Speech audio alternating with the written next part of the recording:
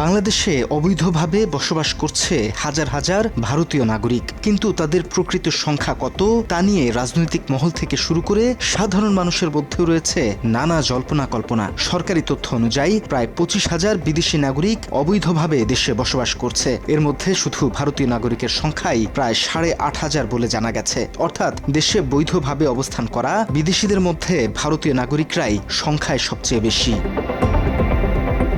তবে সংশ্লিষ্টদের ধারণা প্রকৃত সংখ্যা সরকারি হিসেবের অনুমতির সংখ্যার চেয়েও অনেক বেশি। এদিকে আন্তর্জাতিক গণমাধ্যম ডয়চে ভেলের বাংলাদেশের বেসরকারি খাতে ভারতীয়দের দাপট শীর্ষক 2020 সালের এক প্রতিবেদনে উঠে এসেছে কিছু চাঞ্চল্যকর তথ্য।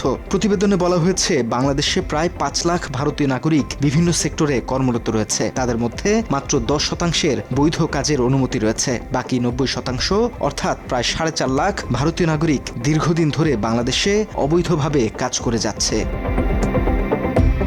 অবৈধভাবে বাংলাদেশে অবস্থান করা এসব ভারতীয় নাগরিকদের উপস্থিতি রয়েছে দেশের বিভিন্ন গুরুত্বপূর্ণ খাতে। পোশাক শিল্প, টেক্সটাইল, বাইং হাউস, কর্পোরেট প্রতিষ্ঠান, তথ্য প্রযুক্তি খাত এবং বিভিন্ন এনজিওতে মধ্যম থেকে উচ্চ পর্যায়ের ব্যবস্থাপনায় বহু ভারতীয় কর্মরত রয়েছে। শুধু তাই নয়, সংবাদ মাধ্যম, বিজ্ঞাপন, কনসালটেন্সি, হিসাবরক্ষণ এবং প্রশাসনিক খাতেও তাদের উল্লেখযোগ্য উপস্থিতির কথা বিভিন্ন সময়ে আলোচনায় এসেছে।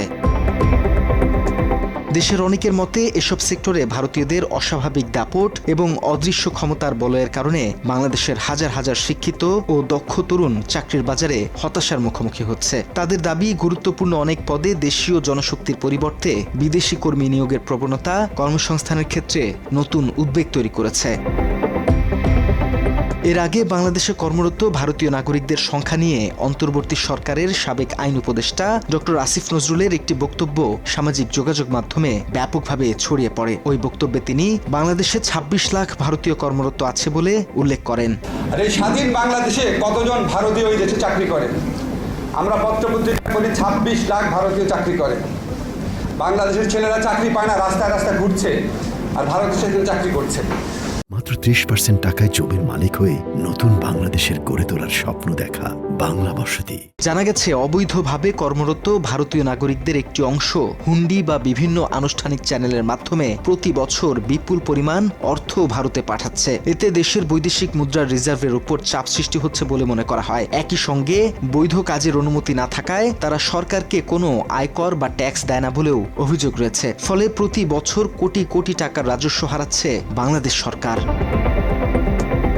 বিশ্লেষকদের মতে কাজের অনুমতি কিংবা ভিসার মেয়াদ শেষ হওয়ার পরও বিদেশি নাগরিকদের বাংলাদেশে থেকে যাওয়া এবং অবৈধ কর্মসংস্থানে যুক্ত হওয়ার বিষয়টি এখন দেশের অর্থনীতি ও নিরাপত্তার জন্য উদ্বেগের কারণ হয়ে দাঁড়িয়েছে।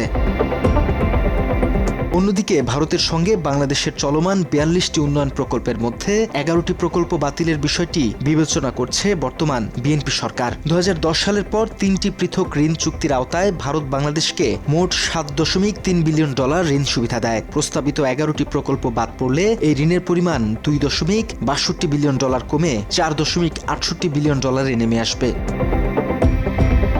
জানা গেছে বাতিলের তালিকায় 11টি প্রকল্প হচ্ছে খুলনা দর্শনা ডাবল লাইন রেলপথ, পার্বতীপুর কাউনিয়া রেল লাইন রূপান্তর, বগুড়া সিরাজগঞ্জ রেল সংযোগ, সৈয়দপুর ক্যারেজ ওয়ার্কশপ আধুনিকীকরণ, মোংলা ইকোনমিক জোন, শেখ মুজিবুর রহমান শিল্পনগর, পায়রা বন্দরের বহুমুখী টার্মিনাল এবং ঈশ্বরদী বিমানবন্দর আধুনিকীকরণ প্রকল্প সহ আরও কয়েকটি উন্নয়ন কর্মসূচি।